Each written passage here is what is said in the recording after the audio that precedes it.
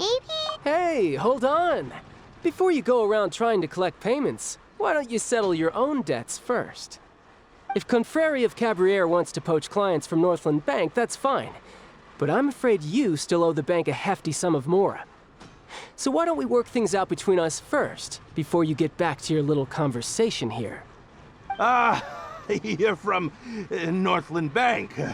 But we said we'll pay everything we owe next month. Why are you hounding me now? Traveler, Paimon! I didn't think I'd run into you here in Fontaine. What are the chances? We're surprised to see you too! What are you doing here in Fontaine? You didn't want to stay in Snezhnaya?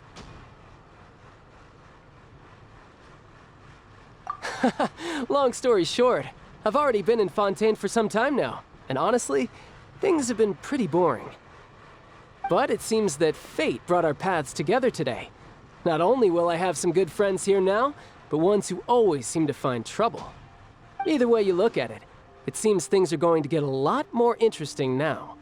Pretty sure we'd want to avoid anything that you'd find interesting. Besides, our trip here has gone pretty well so far. Right, Traveler?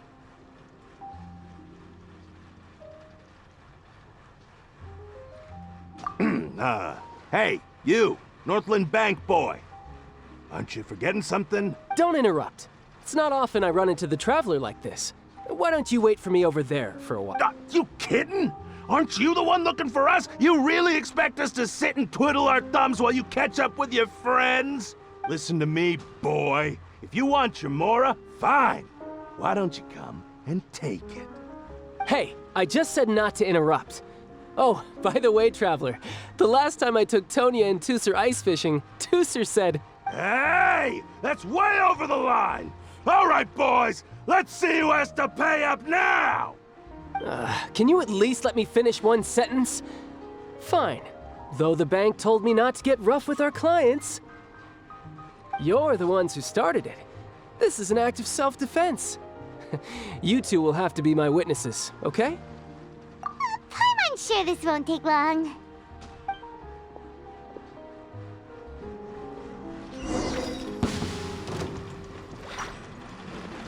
Tidal wave.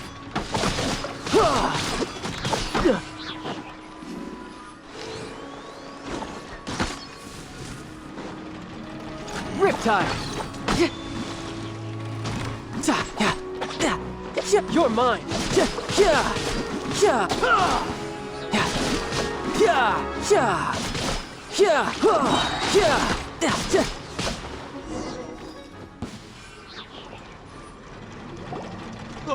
What's your deal, Brad? How are you so strong if you're just a staffer from Snezhnaya's Northland Bank? Wait, don't tell me you're... Oh, now you notice. It's a little late, don't you think? Just make sure you understand that you don't mess with Northland Bank. Got it?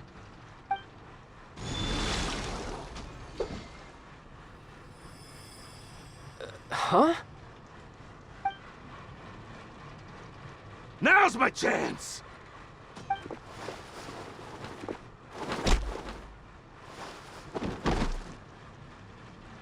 Huh. That was weird.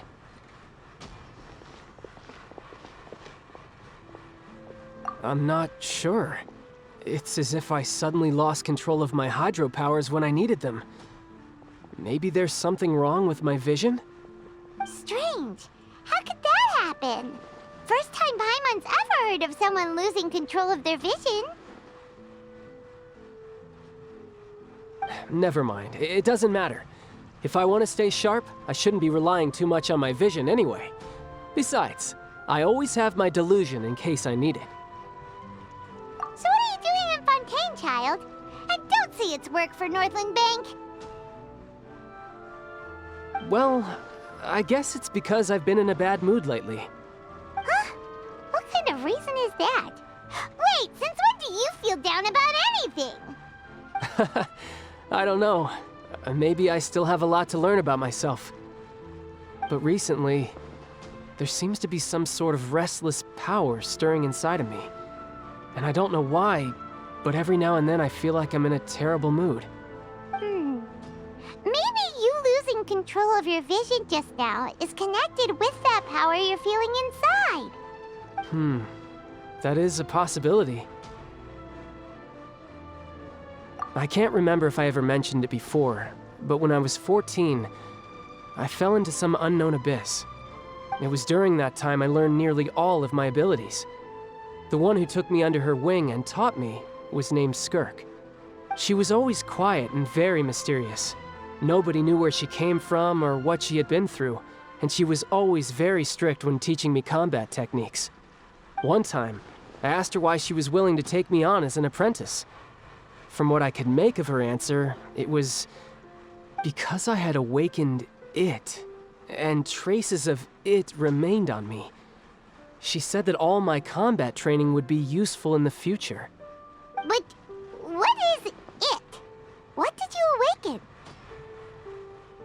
She never explained that, but my guess is that it's related to a dream I saw when I had just fallen into that abyss. In my dream, I was in the deepest depths of the sea, and the boundless seabed was all around me. But in front of me appeared a whale that was so massive, I felt like I couldn't breathe. A whale?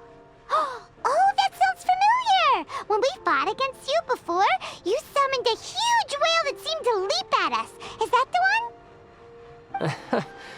That's just an abstract form of a whale that I create using my elemental powers. It takes that shape because the scene I dreamt of the whale has always been stuck in my mind.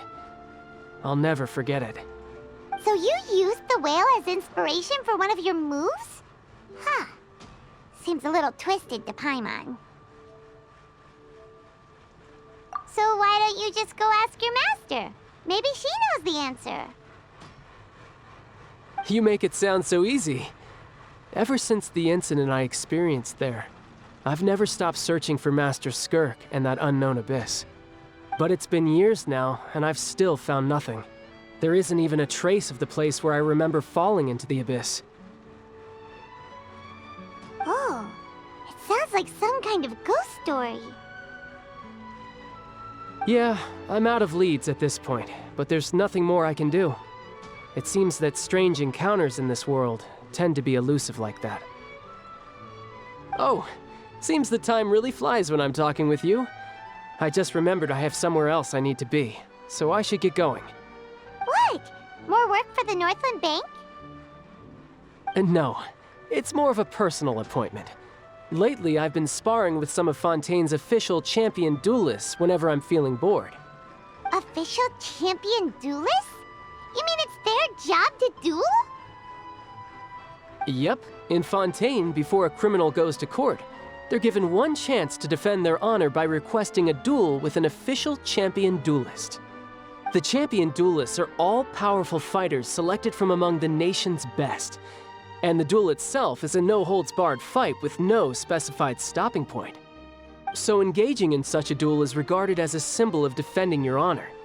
If a criminal manages to win the duel, they'll be acquitted. But if they lose, they'll have no choice but to stand trial. And the worst-case scenario is that you're simply killed in the duel. Though it's rumored that Fontaine has a death penalty, from what I can tell, no one has ever been officially sentenced to death. So really, the only people who opt to duel are those who have suffered a grave injustice in being accused, or those who greatly value their honor. Otherwise, why gamble with your life? So, do many people actually get out of their trials by winning the duel? Apparently, it's exceedingly rare for anyone to actually win. Fontaine probably enacted this system as a way to show that the nation respects the honor of its citizens. Besides, none of the champion duelists are to be trifled with, which is exactly why I was itching to face them as soon as I got to Fontaine. Apparently, the one I'm meeting today, Clorinde, is the strongest of the champion duelists. I had been asking her for some time before she finally agreed to face me today. Well, that's Childe for ya. Paimon feels like we heard that name somewhere before. Clorinde. Huh. Oh, before I forget, I want you to have this. Huh? Your vision? You're seriously just giving it away? I'm just worried that it could become uncontrollable again. I'd be pretty upset if it got in the way of my duel. So, I think I'll be better off without it for now. Besides, I just need you to hold on to it for a short while. I'll come retrieve it when I have some time later. Paimon knows what you're up to. You just want an excuse to come talk to us again, don't you? Whatever gave you that idea? I'll be in touch later.